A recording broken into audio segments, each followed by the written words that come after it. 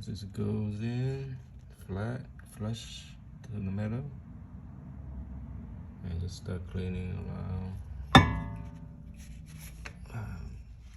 housing, clean around the housing area.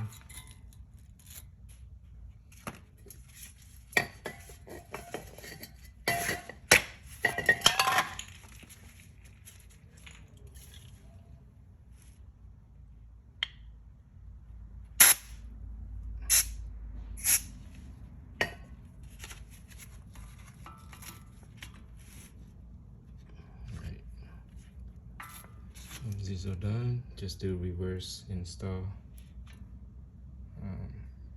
However you want, you can get some kind of string or hold this back. That should be it. When it's done, put the pad. Just one on each side. That, and just kind of close it up.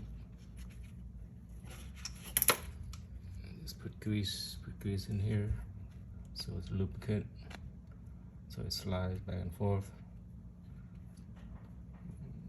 That's about it. Let's take your time.